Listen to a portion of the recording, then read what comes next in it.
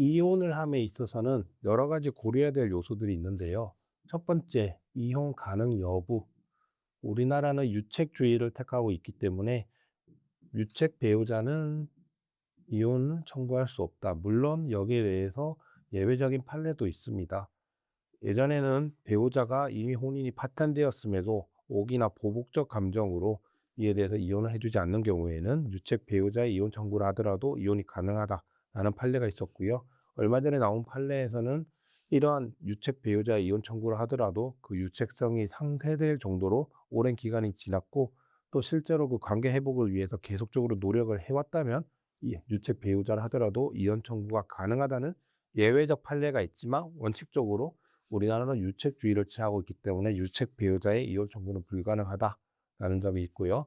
두 번째로 이러한 이혼이 됨으로 인해서 일방이 받게 되는 정신적 고통에 대한 위자료의 문제가 있습니다. 이 위자료 같은 경우에는 일반적으로 가장 많은 이혼 원인인 부정행위, 바람필 불륜에 대해서 보통 3천에서 5천 정도 이혼을 전제로 한 경우에 3천에서 5천 정도가 나오는데요. 이 부분에 대해서는 과연 이게 실질적으로 맞느냐? 얼마 전 SK 최태원 회장과 노소영 관장의 이혼 소송에서는 위자료 금액이 20억이 나왔죠. 그래서 이 위자료 금액을 상향해야 되는 것이 아닌가라는 논의가 있고요. 현실적으로는 이것이 상향돼야 된다고 보는 것이 맞겠죠. 이 현실을 아직 반영하지 못하고 있다. 이런 부분이 있고요. 그 외에 이혼 사유 같은 경우에는 보통 1천에서 2천 정도 사이에 위자료가 나오게 됩니다. 하지만 이것도 이제 위자료라고 해서 정해진 금액은 아니고요. 구체적인 사실관계에 따라 달라질 수 있다. 세 번째, 재산 분할. 사실 뭐 이혼에 대해서 어느 정도 협의가 된다 하더라도 가장 크게 다투시는 부분이 결국 재산 분할, 돈적인 부분인데요. 이 재산 분할은 부부가 혼인 기간 중에 공동으로 형성한 재산을 각자의 기여도에 따라 나누는 것입니다. 그래서 크게 보면 재산 분할 대상이 있고요. 재산 분할 대상이란 말씀드린 대로 부부가 공동으로 형성한 재산이 되겠죠. 재산 분할 대상의 문제가 있고 그리고 기여도의 문제가 있습니다. 근데 저희가 이혼 상담을 하다 보면 보통 기여도에 대해서 많이 생각을 하십니다.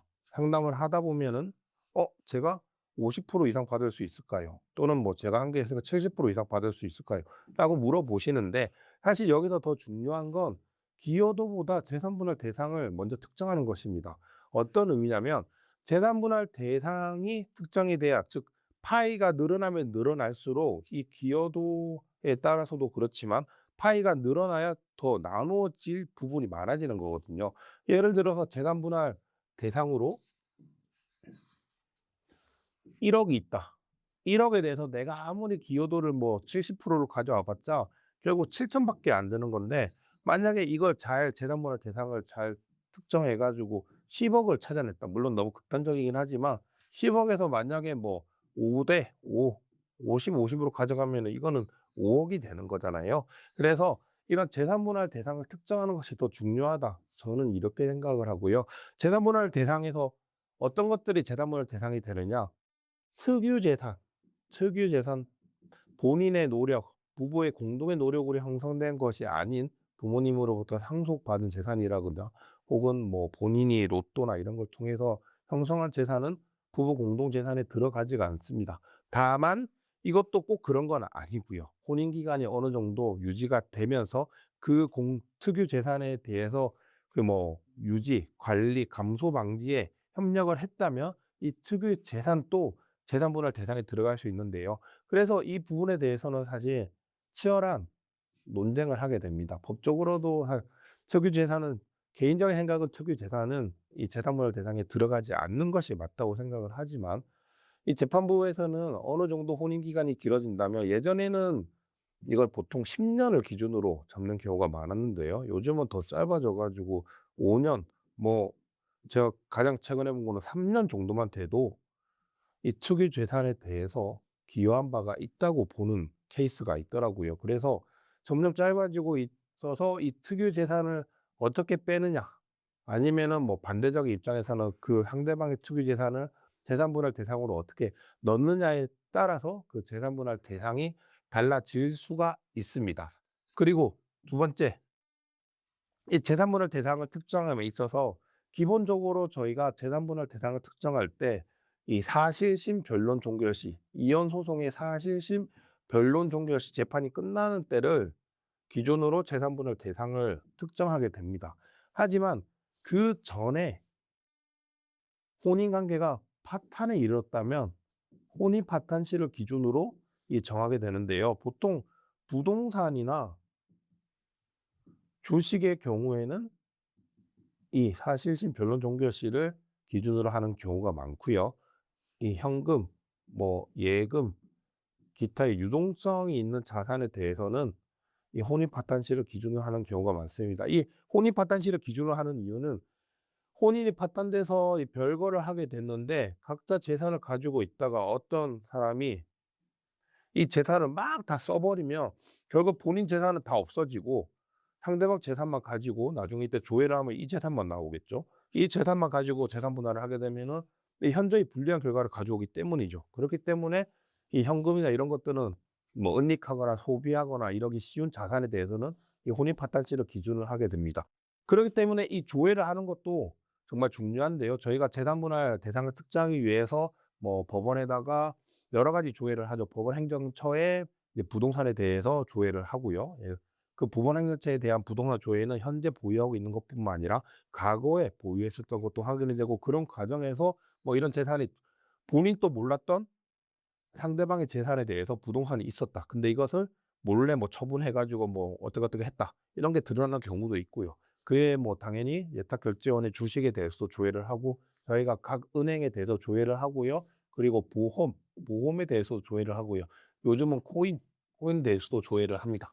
이런 식으로 조회를 해서 특정을 하게 되는데 그 기간, 시기를 언제로 하느냐, 이때로 하느냐에 따라서 많이 달라질 수가 있습니다. 그리고 또 재단분할 대상을 특정하는 부분에 대해서 보험이 있는데요. 말씀드린 대로 저희가 신용정보원이나 이런 걸 통해서 보험 조회를 하게 되는데 보험을 조회하게 되면 결국 이거는 해지연금금이 재단분할 대상이 되게 됩니다. 근데 사실 이거를 보험은 그 전에 혼인관계가 지속되는 동안 보통 경제생활을 해온 당사자 일방이 여기에 대해서 보험료를 지급한 경우가 많죠. 그런데 여기서 받게 되는 거는 보험 계약자가 받게 되는데 이 보험 계약자가 뭐 본인인 경우도 있겠지만 아이들인 경우도 있습니다. 근데 당연히 아이들이 보험 계약자로 가져가게 되면 이 해지연금도 아이들이 받게 되니까 이거는 저희가 재산분할 대상에서 빼는 게 맞다고 보는데 본인이 보험 계약자로 계약을 했는데 아이들이 피보험자고 아이들에 대한 무슨 실비보험이나 뭐 이런 나중에 뭐 연금보험이다. 그러면 사실 나중에 수익자로는 아이들이 이걸 받아가게 되는 점이 있거든요.